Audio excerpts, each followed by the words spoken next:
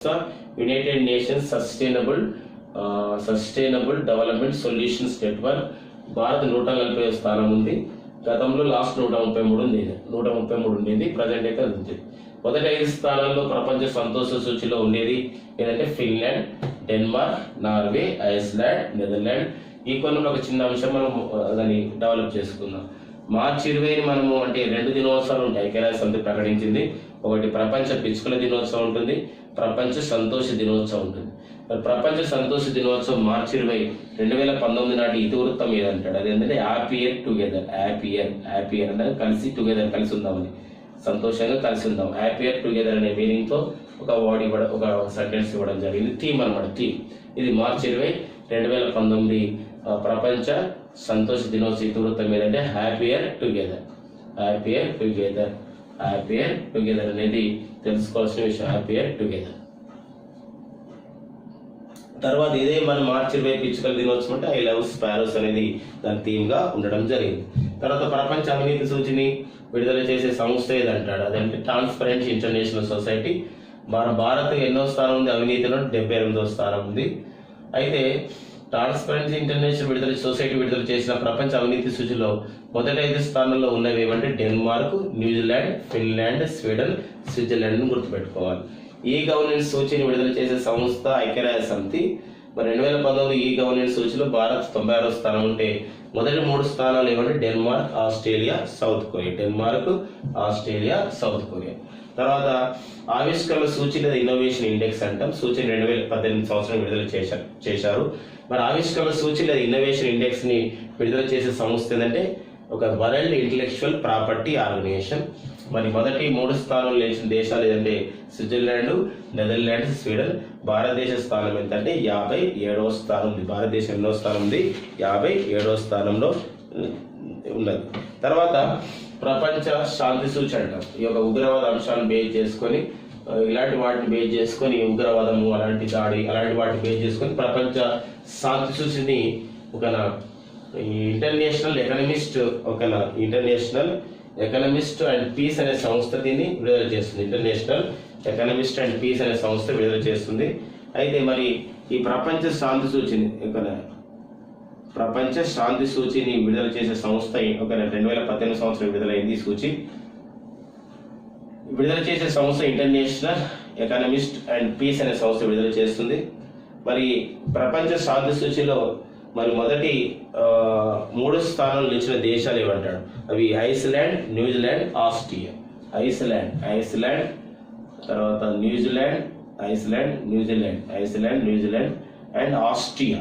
Iceland, New Zealand, Austria, not Australia, Austria. ఇవి ప్రపంచ శాంతి సూచిలో మొదటి 3 స్థానాలు నిలిచాయి. మరి ప్రపంచ శాంతి సూచిలో భారత్ యొక్క స్థానం ఎంత? ప్రపంచ శాంతి సూచిలో భారత్ యొక్క స్థానం ఎంత? 136. ప్రపంచ శాంతి సూచిలో భారత్ స్థానం 136. సో ఇలాంటి అంశం కూడా ఇంపార్టెంట్. దీని తర్వాత నెక్స్ట్ మనం చూస్తే హ్యూమన్ డెవలప్ ఇండెక్స్ అంటాం. హ్యూమన్ డెవలప్ ఇండెక్స్ మరి ఇటీవల విడుదల కావడం జరిగింది. మరి హ్యూమన్ డెవలప్ ఇండెక్స్ అంటే ప్రపంచ మానవ అభివృద్ధి నివేదిక అంటే చాలాసార్లు ఎగ్జామ్ రావడం జరిగింది. ప్రపంచ మానవ అభివృద్ధి నివేదిక అంటారు. ప్రపంచ మానవ అభివృద్ధి నివేదికని మరి ఎవరు విడుదల చేస్తారు? ఈ సూచిని ఎవరు విడుదల చేస్తారు? ఒక UNDP విడుదల చేస్తున్నారు. ఇంతవరకు మనం ప్రీవియస్ క్లాస్ కూడా డిస్కస్ చేశాం. UNDPకి ఇటీవల గుడ్విల్ అంబాసిడర్ గా నియమితులైన భారత సంతతికి చెందినటువంటి అమెరికాలోని ఆహార నిపుణురాలు ఎవరు? డైటీషియన్ ఎవరు? పేరంటే పద్మ లక్ష్మి. లైక్ దట్ ఇక్కడ 2018 హ్యూమన్ డెవలప్ ఇండెక్స్ పైన మనకు అడిగినప్పుడు 2018 హ్యూమన్ డెవలప్ ఇండెక్స్ అడిగినప్పుడు మరి ప్రపంచంలో మనకి హ్యూమన్ డెవలప్ ఇండెక్స్ పైన మన భారతదేశ స్థానం అంటే మన భారత స్థానం ఎంత? 130. భారత్ స్థానం ఎంత? 130 ఉంది. అయితే మరి హ్యూమన్ డెవలప్ ఇండెక్స్ లో మొదటి 5 స్థానాల్లో నిలిచిన దేశాలు ఏమంటాడు? అందులో మొదటి 5 స్థానాలు నిలిచిన ఫస్ట్ అంటే చాలా సంవత్సరం నుండి, గత 6 సంవత్సరం నుండి మొదటి స్థానంలో దేశం ఏదంటే హ్యూమన్ డెవలప్ ఇండెక్స్ లో నార్వే. తర్వాత 2వ స్థానం ఏంటంటే స్విట్జర్లాండ్ దేశం అనేది 2వ స్థానం ఉంది. ఈ దేశం 2వ స్థానం ఉంది. 3వ స్థానం నిలిచిన దేశము ఏదంటే అది ఆస్ట్రేలియా 3వ స్థానంలో నిలిచింది. ఆస్ట్రేలియా 3వ స్థానం ఉంది. తర్వాత నెక్స్ట్ మనకి ఐర్లాండ్ 4వ స్థానం నిలిచింది. ఐర్లాండ్ తర్వాత 5వ స్థానంలో నిలిచింది ఏంటంటే 4వ స్థానం. 5వ స్థానంలో నిలిచింది జర్మనీ దేశం. ఇలా హ్యూమన్ డెవలప్ ఇండెక్స్లో మొదటి 5 స్థానంలో నిలిచిన దేశాలు ఏవంటే నేను గుర్తుపెట్టుకోవాలి, ఖచ్చితంగా గుర్తుపెట్టుకోవాలి. మరి ఓకేనా, Norway, Switzerland, Australia, Ireland, Germany. Code అంటే మామూలుగా గుర్తు రానప్పుడు NSA-IG కూడా గుర్తుపెట్టుకోవచ్చు. NSA-IG national security advisor, IG దగ్గరికి వెళ్ళాడు అని చెప్పేసి, ఇన్స్పెక్టర్ జనరల్ దగ్గరికి వెళ్ళాడు అని కూడా గుర్తుపెట్టుకోవచ్చు. అంటే ప్రతిదానికి కోడ్స్ మనకు అవసరం లేదు. సమ్ టైమ్స్ ఒక్కోసారి డామినేట్ చేస్తాయి మనకి. సో గుర్తుపోయేవన్నీ అంటే ఎక్కువ కోడ్స్ ఉన్నా కూడా మనకు కన్ఫ్యూజ్ అవుతుంది. అప్పుడు NSA-IG అంటే మారుతూ ఉంటాయి కాబట్టి సో ఇది మనకు ఒక్కోసారి అంటే ఎగ్జామ్ వరకు పాయింట్ వరకు చేసుకోవాలి. Exam point of view. NSA-IG. N అంటే నార్వే, S అంటే స్విట్జర్లాండ్. అంటే మరి S అంటే చాలా దేశాలు వస్తాయి కానీ ఇక్కడ స్విట్జర్లాండ్ ఎప్పుడు కూడా మొదటి టాప్లో ఉంటుంది కాబట్టి అట్లా గుర్తుపెట్టుకోవాలి. ఏ అంటే ఆస్ట్రేలియా, నాట్ ఆస్ట్రేలియా. ఒక ప్రపంచ శాంతి సూచీలో మాత్రమే ఆస్ట్రియా మనకు కనబడుతుంది 3వ స్థానంలో. మిగతా అన్నింటిలో కూడా ఆస్ట్రియా కొంచెం ఉంటుంది, కొంచెం వేరే ప్లేస్లో ఉంటుంది. I అంటే ఏంటంటే ఐర్లాండ్. తర్వాత G అంటే ఏంటంటే జర్మనీ. హ్యూమన్ డెవలప్ ఇండెక్స్ ప్రపంచ మానవాభివృద్ధి నివేదిక. దీన్ని విడుదల చేసే సంస్థ ఏదంటే UNDP అంటే యునైటెడ్ నేషన్స్ డెవలప్మెంట్ ప్రోగ్రామ్గా పిలుస్తాం. ఇక తర్వాత నెక్స్ట్ ఇంకొకటి ప్రపంచ పోటీతత్వ నివేదిక అంటారు. వరల్డ్ కాంపిటేటివ్నెస్ ఇండెక్స్, ప్రపంచ పోటీతత్వ నివేదిక. మరి ప్రపంచ పోటీతత్వ నివేదిక మరి 2018 సంవత్సరం నివేదికను ఎవరు విడుదల చేశారంటే వరల్డ్ ఎకనామిక్ ఫోరం వాళ్ళు రిలీజ్ చేశారు. ప్రపంచ ఆర్థిక వేదిక, వరల్డ్ ఎకనామిక్ ఫోరం వాళ్ళు ప్రపంచ పోటీతత్వ నివేదికను విడుదల చేయడం జరిగింది. మరి వరల్డ్ ఎకనామిక్ ఫోరం వాళ్ళు విడుదల చేసినప్పుడు ప్రపంచ పోటీతత్వంలో మరి మొదటి 3 స్థానాలుగా దేశాలు ఏమంటే సింగపూర్ అనేది మొదటి స్థానంలో ఇచ్చింది. తర్వాత లగ్జంబర్గ్ 2వ స్థానంలో ఇచ్చింది. తర్వాత అమెరికా 3వ స్థానంలో ఇచ్చింది ప్రపంచ పోటీతత్వ నివేదికలో. మరి భారతదేశ స్థానం ఎంత ప్రపంచ పోటీతత్వ నివేదికలో? భారత్ స్థానం ఎంత అంటే 58. భారత్ స్థానం 58గా ఉంది. 58. ఇక తర్వాత లింగ వివక్షత సూచి. దీని జెండర్ గ్యాప్ అని కూడా అంటాం. లింగ వివక్షత సూచిని మరి ఒక 2018 సంవత్సరం సూచిని విడుదల చేయడం జరిగింది. లింగ వివక్షత సూచిని ఎవరు విడుదల చేస్తారంటే సేమ్ లైక్ పోటీతత్వ నివేదికను ఎవరైతే విడుదల చేస్తారో లింగ వివక్షత సూచిని కూడా వారే విడుదల చేస్తారు. వరల్డ్ ఎకనామిక్ ఫోరం 1971లో క్లాసెస్ క్యాబ్ అనే ఆర్థికవేత్త చేత ప్రారంభించబడిందే వరల్డ్ ఎకనామిక్ ఫోరం. మరి లింగ వివక్షత సూచిలో మరి ఒక భారతదేశ స్థానం ఎంత ఉంది అంటే 108వ స్థానం. లాస్ట్ ఇయర్ కూడా అంతే, ప్రజెంట్ కూడా 2018 కూడా అంతే ఇచ్చారు, అంతే వచ్చింది. లింగ వివక్షత సూచిలో మొదటి 3 స్థానం ఉండేది ఏంటంటే ఐస్లాండ్, తర్వాత Norway, Sweden. Iceland, Norway, Sweden. So Iceland, Norway, Sweden. So ఈ మొదటి 3 స్థానాల్లో ఉన్నాయి. లింగ వివక్షత సూచిలో భారతదేశం 108వ స్థానం ఉంది. అయితే మొదటి 3 స్థానాలు నిలిచినవి ఏంటంటే ఐస్లాండ్, నార్వే, స్వీడన్. ఒకసారి మరొకసారి చూద్దాం. ప్రపంచ శాంతి సూచి ఇంటర్నేషనల్ ఎకనామిస్ట్ పీస్ అనే సంస్థ విడుదల చేస్తుంది.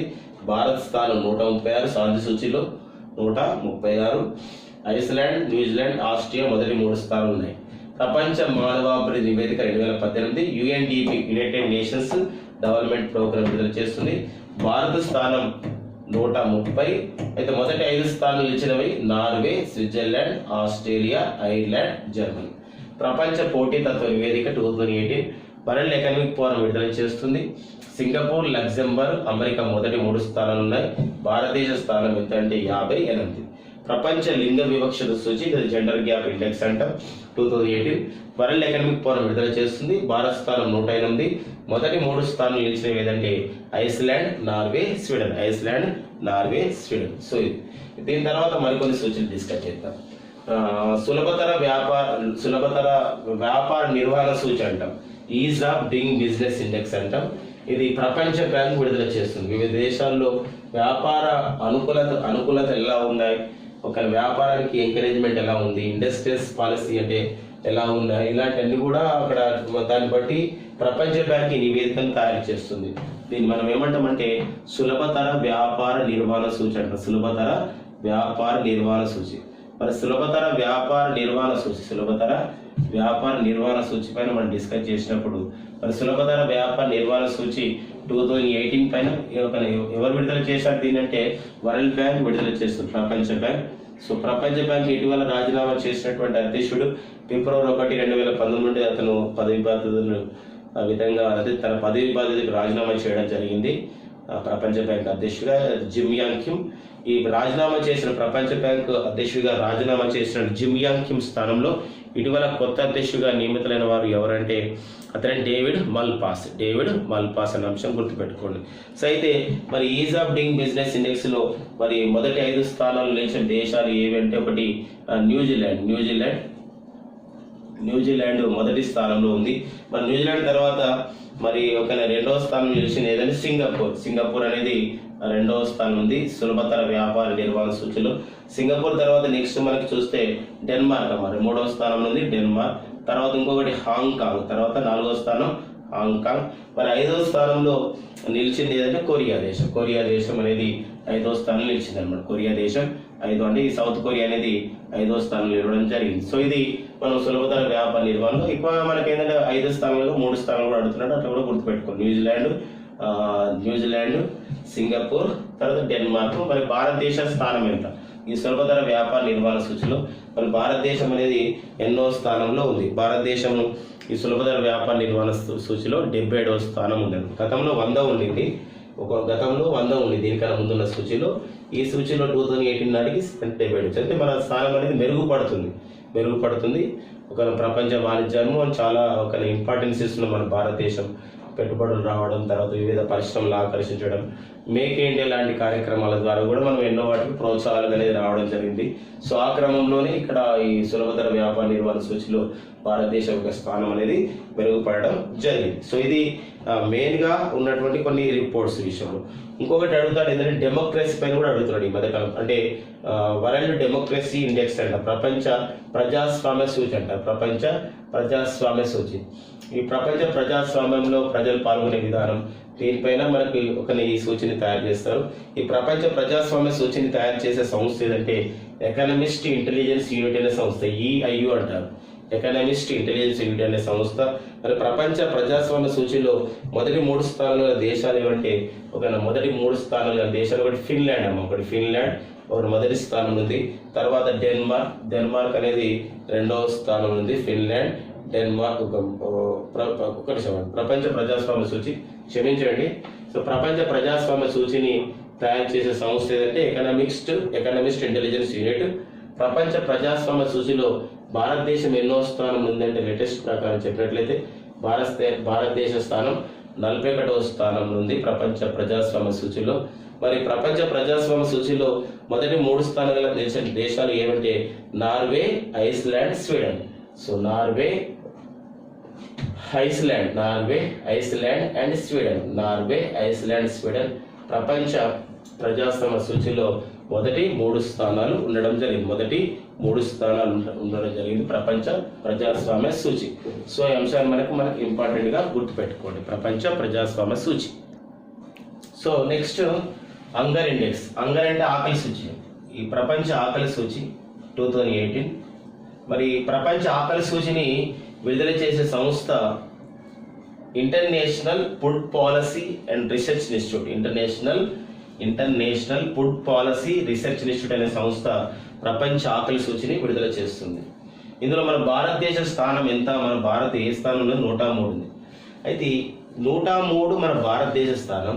అయితే 103 స్థానాన్ని 2 దేశాలు పంచుకుంటున్నాయి, ఒకటి భారత్, మరొకటి ఏదంటే నైజీరియా. సో ఈ బిట్ మనకు వెరీ ఎగ్జామినేషన్ ఇంపార్టెంట్. అంటే డిఫరెంట్ కోణం అనమాట. నైజీరియా ఆఫ్రికా ఖండంలో ఒక దేశంతో ఇట్లా భారత్ పంచుకోవడం అనేది ఒక విభిన్న కోణం కాబట్టి అదొకటి తెలుసుకోవాల్సిన అంశం. ప్రపంచ ఆకలి సూచి 2018లో భారత స్థానం 108 అయితే, భారత స్థానం ఎంతండి 103 అయితే, భారత స్థానం 103 అయితే భారత్తో ఈ స్థానాన్ని పంచుకుంటున్నటువంటి దేశం ఏది అంటే అది నైజీరియా దేశం. లేదా ప్రపంచ ఆకలి సూచి 2018లో 103వ స్థానాన్ని పంచుకుంటున్న దేశాలు ఏవంటే భారత్, నైజీరియా. ఫ్రెండ్స్ అది చాలా ఇంపార్టెంట్. ఇలాంటి ఒకటి అడగడానికి ఆస్కారం ఉంది కాంపిటేటివ్ ఎగ్జామ్లో, అది విభిన్న కోణం. తర్వాత ఇక ప్రపంచ ఆకలి సూచీలో ఉన్నటువంటి 3 స్థానాల్లో నిలిచిన దేశాలు Belarus, Bosnia, Chile. Belarus, Bosnia, Chile. Belarus, Bosnia, Chile దేశాలు నిలిచాయి. ఇక తర్వాత మనకు ఇంకొక సూచి ప్రపంచ పర్యావరణ అమలు సూచి అంటారు.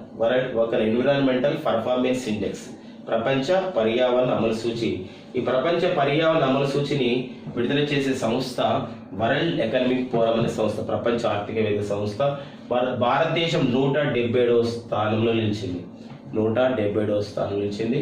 సో ఇందులో మొదటి 3 స్థానాలు నిలిచినవి ఏదంటే Switzerland, Netherlands, Finland. Switzerland, Netherlands, Finland. So ఇవి ప్రపంచ సూచీలలో ఉన్నటువంటి కొన్ని ముఖ్యమైనటువంటి అంశాలపైన మనం డిస్కస్ చేసినాం. క్రీడలు, ప్రపంచ సూచీలు.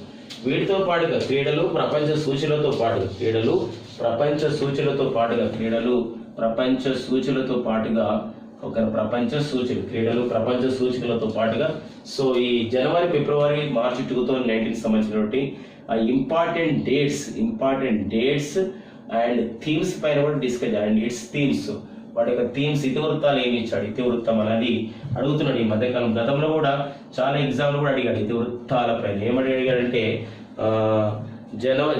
జూన్ 5, 2018 ప్రపంచ పర్యావరణ దినోత్సవ ఇతివృత్తం ఏదన్నాడు. సో అట్లా బీట్ ప్లాస్టిక్ పొల్యూషన్, సో అట్లా ఎండ్ ప్లాస్టిక్ పొల్యూషన్ ఇలా అడిగాడు.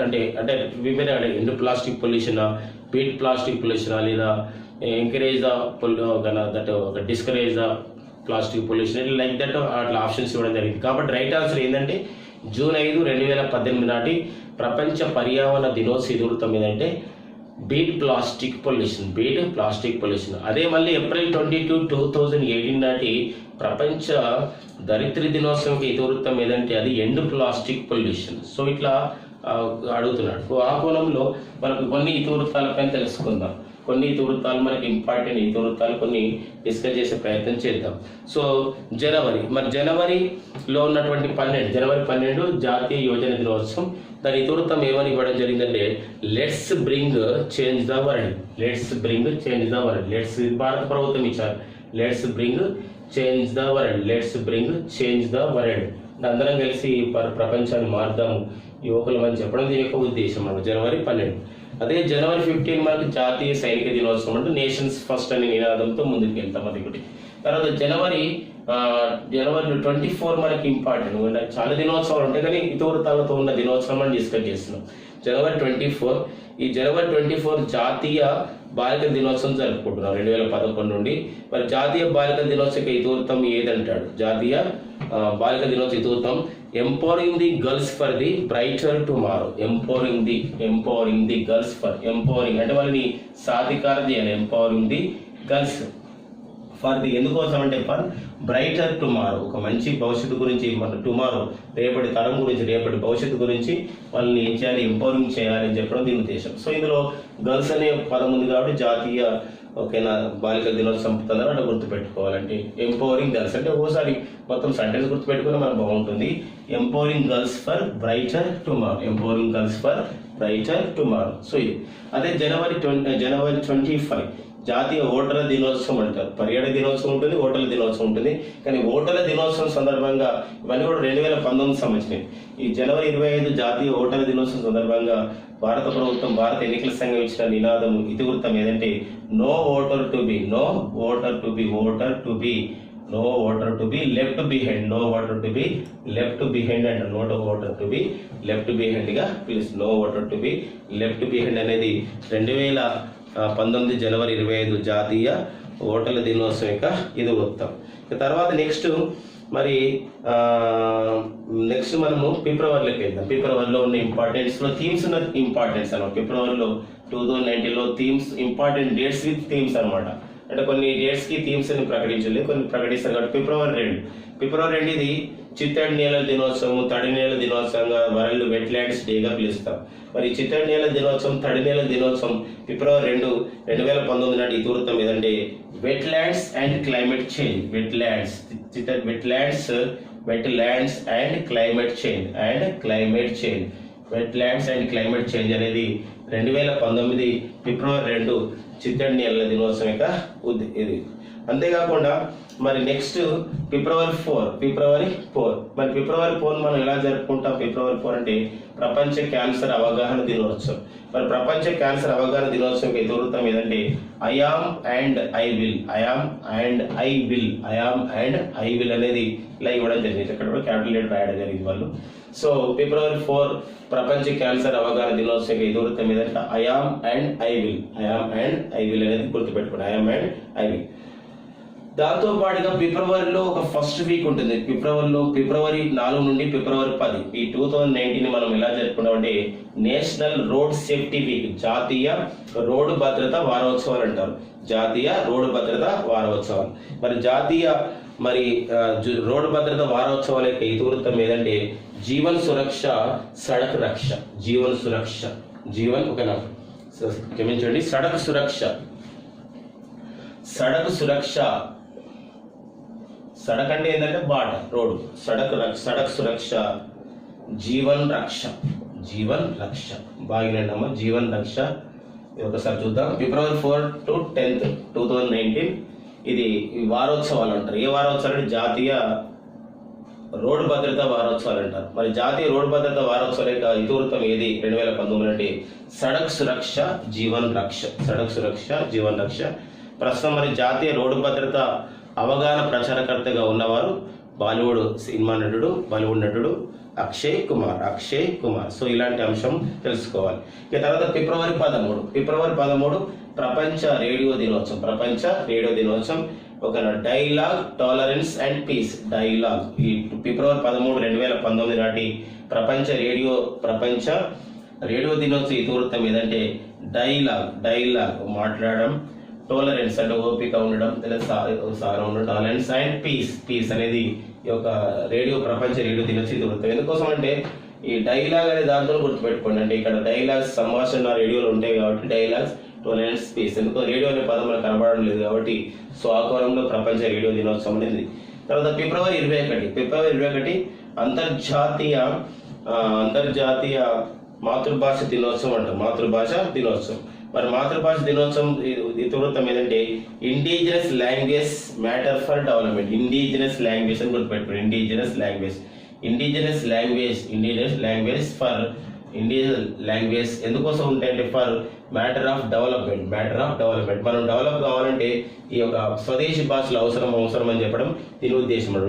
Indigenous language for matter of development, peace building and reconciliation అని చెప్పేసి ఉంటుంది అనమాట. పీస్ బిల్డింగ్ అండ్ రీకాన్సిలేషన్ అని చెప్పేసి మొత్తం ఉంది. సో మనకి indigenous language for matter of the development. ఐక్యరాజ్య సమితి కూడా ఈ 2019 సంవత్సరానికి ఇలాంటి ఒక అంతర్జాతీయ ఇతివృత్తం ఇచ్చింది అనమాట, ఈ అంతర్జాతీయ మాతృభాష దినోత్సవానికి. అంతేకాకుండా ఐక్యరాజ్య సమితి 2019 సంవత్సరాన్ని అంతర్జాతీయ స్వదేశీ భాషల సంవత్సరం కూడా ప్రకటించడం జరిగింది. సో ఇది జనవరి ఫిబ్రవరిలో ఉన్నటువంటి. ఇంకొకటి నేర్చుకోవాలి, ఫిబ్రవరి 28 అనేది జాతీయ సైన్స్ దినోత్సవం. చాలా ఈజీగా ఉంటుంది దాని ఇతివృత్తం. జాతీయ సైన్స్ దినోత్సవం ఇతివృత్తం ఏదంటే ఓకేనా, science for the people and the people for the science. So రాసుకునే ప్రయత్నం చేద్దాం. ఫిబ్రవరి 28 జాతీయ సైన్స్ దినోత్సవ ఇతివృత్తం ఏదంటే ఓకేనా, science for the people and people for the science. So అదొకటి మనకు ఈజీగా అండర్స్టాండ్ కావడానికి ఉందన్నమాట. Science for the people and people for the science. ఫిబ్రవరి 28, 2019 ఒక జాతీయ సైనిక దినోత్సవం యొక్క ఇతివృత్తం అన్నమాట. ఇక తర్వాత నెక్స్ట్ మనకి మార్చి 3 ఉంటుంది. మార్చి 3 మనం ఎలా జరుపుకుంటామంటే ప్రపంచ వన్యప్రాణి సంరక్షణ దినోత్సవం జరుపుకుంటాం. ప్రపంచ వన్యప్రాణి సంరక్షణ దినోత్సవం. మరి ప్రపంచ వన్యప్రాణి సంరక్షణ దినోత్సవం ఇతివృత్తం ఏదంటే life below water for people and plant. Life below water for people, light below water for people and plant అనే ఒక ఇతివృత్తంతో జరిగింది అనమాట. అంటే వన్యప్రాణులని చేయాలంటే ఇక్కడ పీపుల్, ప్లాంట్ అనేది వన్యప్రాణులు కలపడం జరిగింది అనమాట. Life below water for people and plant అనే ఇతివృత్తంతో ప్రపంచ వన్యప్రాణి సంరక్షణ దినోత్సవాన్ని జరపడం జరిగింది. ఇది మనకు నెక్స్ట్ ఇంపార్టెంట్ ఏదో మార్చి 8 సంవత్సరం ఇతివృత్తం అంతర్జాతీయ మహిళా దినోత్సవం. మరి అంతర్జాతీయ మహిళా దినోత్సవం ఇతివృత్తం ఏంటి? మార్చి 8 2019 నాటి ప్రపంచ మరి అంతర్జాతీయ సంవత్సరం అంతర్జాతీయ మహిళా దినోత్సవం ఇతివృత్తం ఏంటంటే థింక్ స్మాల్, అంటే అందరం ఒక థింక్ ఈక్వల్ అందరూ సమానం అని చెప్పడం, ఆడవాళ్ళు మగవాళ్ళు చెప్పడం, think equal, build smart and innovate for change, అంటే మంచి ఒక స్మార్ట్ తో ఒక బిల్డ్ చేయాలి, మంచి నిర్మాణం చేసుకోవడం. మనం ఇన్నోవేట్ ఫర్ చేంజ్ అంటే మార్పుని మనము ఇన్నోవేషన్ గా ఉండడం, అంటే మార్పుని ఆ విధంగా ఒక కొత్త మార్పుని కోరుకోవడం ప్రతిసారి. ఇది think equal, build smart, innovate for change అనేది మార్చి 8 2019 నాటి ఐక్యరాజ్య సమితి ఇచ్చినటువంటి యుఎన్ఓ ఇచ్చినటువంటి ఇతివృత్తంగా మనం తెలుసుకుంటున్నాం మార్చి 8. తర్వాత మార్చ్ 15 మనం ఎలా జరుపుకుంటామంటే ప్రపంచ వినియోగదారుల దినోత్సవం. ట్రస్టెడ్ స్మార్ట్ ప్రొడక్ట్స్, ట్రస్టెడ్ అంటే నమ్మకంతో ఉండడం, ట్రస్టెడ్ స్మార్ట్ ప్రొడక్ట్స్ ఉత్పత్తుల పైన ఒక నమ్మకంతో మనము ఒక వ్యాపారాన్ని చేయడము, అంటే వినియోగదారులని మనం సాటిస్ఫై చేయడం అనే అర్థంతో ఇది వస్తుంది అనమాట. ట్రస్టెడ్ స్మార్ట్ ప్రొడక్ట్ వినియోగదారులు ప్రొడక్ట్స్ వాడతారు కాబట్టి అట్లా మనం గుర్తుపెట్టుకోవచ్చు, వినియోగదారుల పైన ప్రొడక్ట్స్ ని బేస్ చేసుకొని. తర్వాత నెక్స్ట్ ఇంకా కొన్ని విషయాలు మనకు ఉన్నాయి. ఏమున్నాయంటే మార్చ్ 15 తర్వాత మరొకటి అంశం ఏంటంటే మార్చి 20 ఆల్రెడీ మనం డిస్కస్ చేసాం. మార్చి 20 ఈ సంతోష దినోత్సవం, ప్రపంచ సంతోష దినోత్సవం. అంటే ప్రపంచ సంతోష దినోత్సవం అంటే హ్యాపీయర్ టుగెదర్ అనేది ఒక మార్చి 20 2019 నాటి ప్రపంచ సంతోష దినోత్సవం ఇతివృత్తం ఏంటంటే హ్యాపీయర్ టుగెదర్. అదే మార్చి 20 రోజు మరొకటి స్పారోస్ డే కూడా జరుపుకుంటాం. ఏమంటారంటే పిచ్చుకల దినోత్సవం. ఆ పిచ్చుకల దినోత్సవం ఇతివృత్తం ఏంటంటే ఐ లవ్ స్పారోస్ అనేది ప్రపంచ పిచ్చుకల దినోత్సవం ఇతివృత్తము. ఐ లవ్ స్పారోస్ అంటే ప్రపంచ పిచ్చుకల దినోత్సవం, ప్రపంచ సంతోష దినోత్సవం ఉంది. సంతోషంలో సంతోషం అనే పదం వస్తుంది, పిచ్చుకల్లో కూడా పిచ్చుకలు అనే పదం వస్తుంది, కాబట్టి మనం ఈజీగా వాటిని గుర్తుపెట్టుకోవడానికి ఉంటుంది. సంతోషం, తర్వాత హ్యాపీయర్ టుగెదర్, ఇక్కడ అయింది ఐ లవ్ స్పారోస్ అనేది ప్రపంచ పిచ్చుకల దినోత్సవం అనమాట. ఇక తర్వాత నెక్స్ట్ మార్చి 21. సో వ్యూవర్స్ తెలుసు మార్చి 21 ఇది అటవీ దినోత్సవం, ఫారెస్ట్ డే. సో ఫారెస్ట్ లో కూడా ఫారెస్ట్ అనే వర్డ్ వస్తుంది.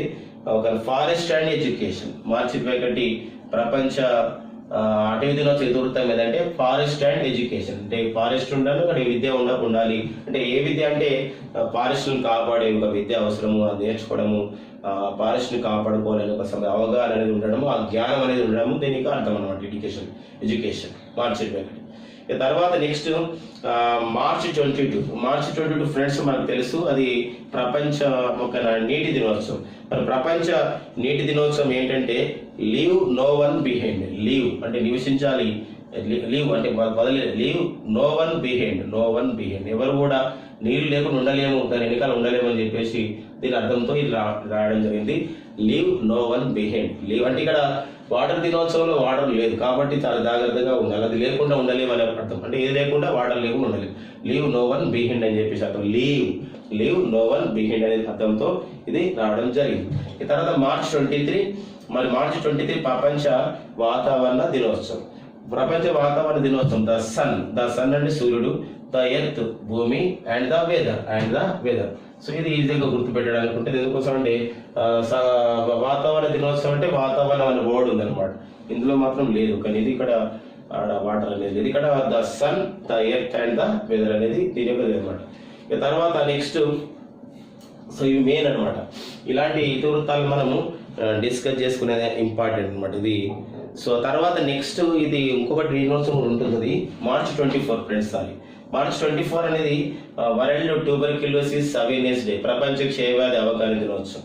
మరి ప్రపంచ క్షయవ్యాధి అవగాహన దినోత్సవానికి ఐక్యరాజ్య సమితి ఇచ్చిన నినాదం ఏంటంటే ఇట్స్ టైమ్ అని చెప్పేసి ఒకటి ఇట్స్ టైమ్ అనే నినాదాన్ని ఇవ్వడం జరిగింది. ఎందుకోసం అంటే ఇటీవల ప్రపంచ ఆరోగ్య సంస్థ చెప్పింది, ఒక రిపోర్ట్ చేసింది ఏమని అంటే ప్రపంచంలో ఎక్కువగా క్షయవ్యాధి రోగస్తున్న దేశం ఏదంటే భారతదేశంలో ఎక్కువ క్షయవ్యాధి రోగస్తున్నటువంటి రాష్ట్రం ఏదంటే బీహార్ రాష్ట్రం అని చెప్పింది. సో ఈ రిపోర్ట్ ఇచ్చింది. ఈ క్రమంలో ఈ ప్రపంచ క్షయవ్యాధి అవగాహన దినోత్సవం అనేది మనకి ఇంపార్టెంట్.